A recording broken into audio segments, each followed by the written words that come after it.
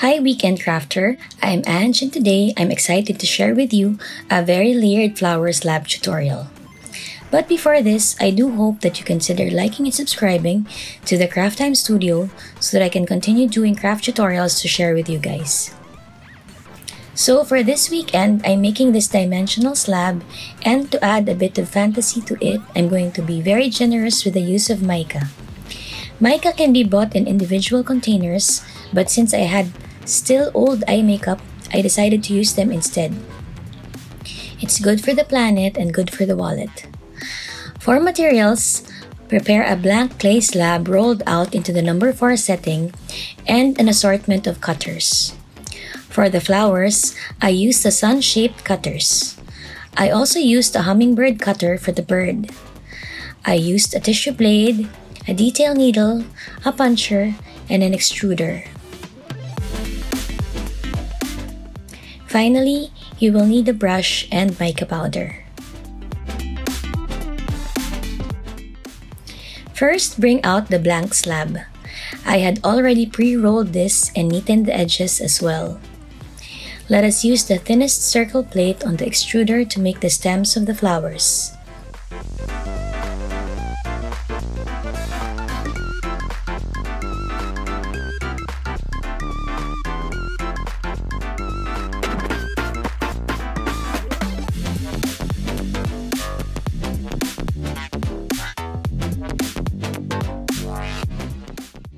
I placed the snakes vertically, making sure that there was about ½ an inch distance from each snake.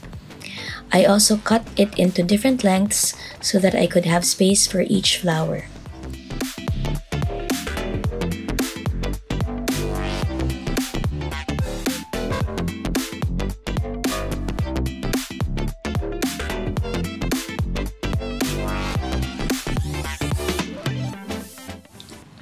And of course, I used my tissue blade to remove any excess clay.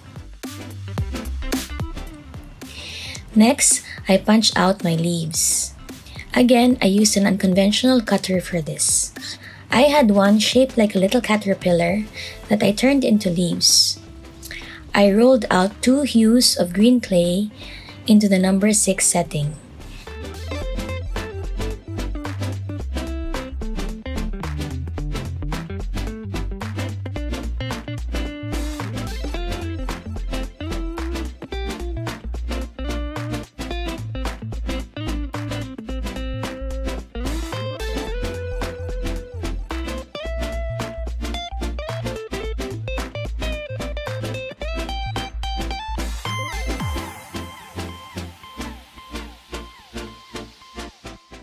Then, after punching a few pieces, I cut out the end on an angle so that when I laid it on the stem, it would be on the diagonal. I also pressed my tissue blade at the center of each leaf and used the needle to pull some detail into the leaves.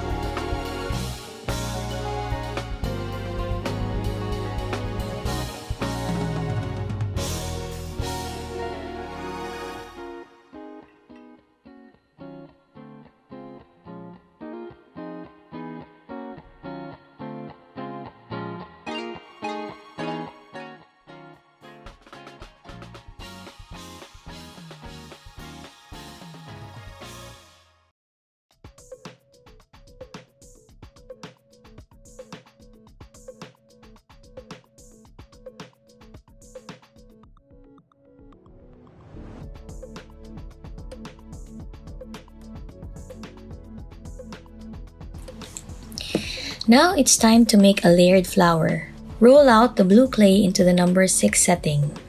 Then use the sunburst puncher to punch a shape.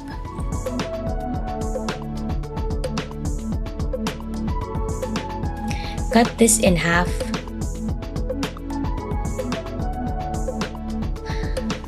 For the bottom of the flower, I rolled out a dusty tan color into the number 6 setting and used a circular cutter. This circle also gets cut in half to match the flower. Lay the flower slightly on top of the half circle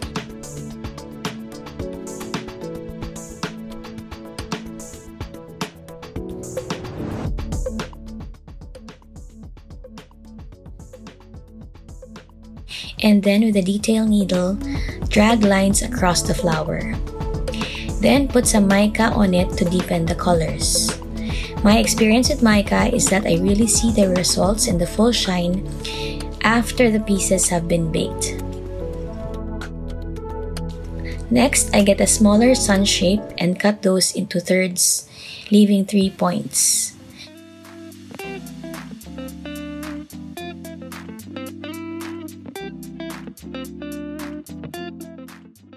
This gets layered on top of the existing flower.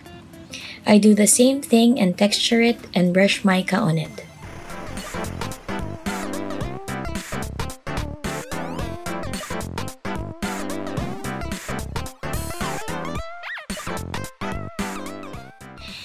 And finally, I cut the sun shape, again leaving 2 points on it, and layer this on top of the flower, doing the exact same texturing and brushing with mica.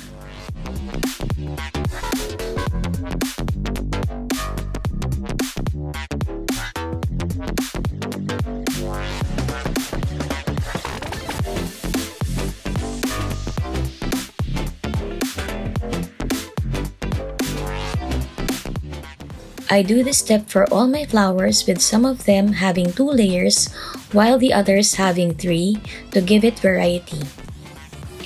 As you can tell, I also purposely brush the mica before sticking the flowers on the stem. This is to make sure that my main slab doesn't get any mica powder on it. I did this repeatedly until I had the flowers on all my stems. I even added a few stems along the way that didn't go straight for interest. Suffice it to say, this project is a bit tedious, not because the process itself is hard, but because texturing and layering takes a bit of time. I pre-made my flowers to move things along.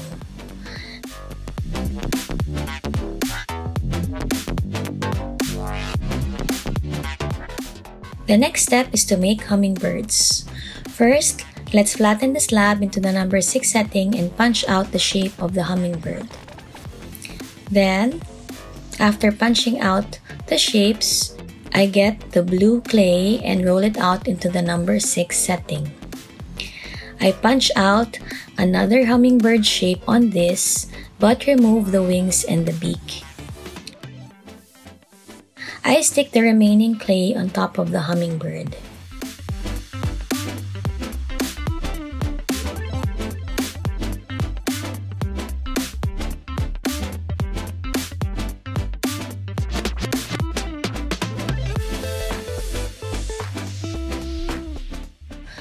Then I roll out another slab into the number 6 setting and cut out the wings.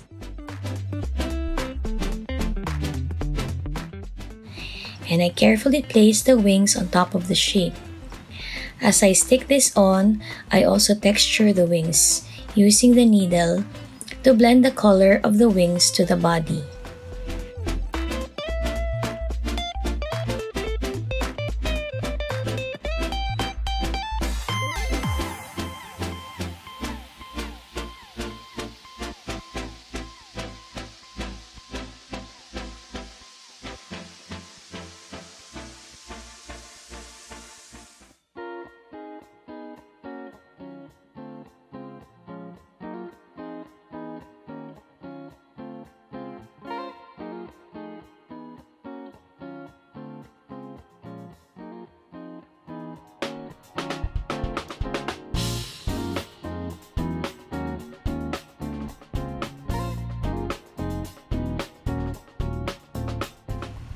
And then I place the eyes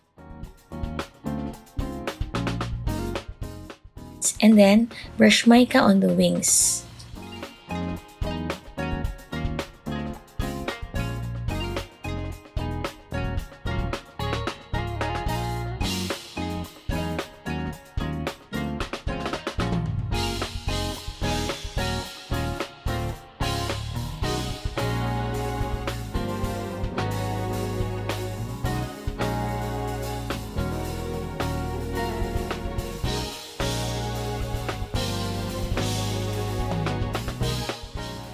Again, I pre-made a couple of these to save on time and then place them strategically on the slab.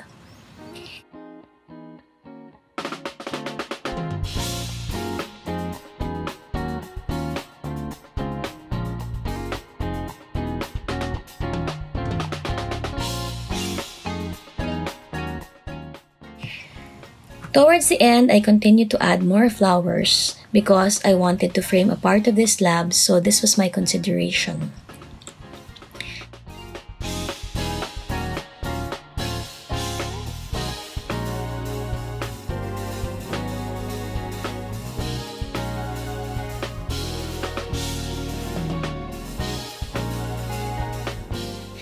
I actually loved how this turned out. I can see why some artists can use their clay to make big canvas art because repeatedly texturing the clay can also blend the colors in. I've even seen some recreate Starry Night by Van Gogh with just polymer clay. In the meantime, I found small frames to make my pieces look like tiny art on tiny canvas. I hope that you enjoyed this tutorial. And if you haven't yet, do consider liking and subscribing to the Craft Time channel. Have a crafty week ahead. Bye!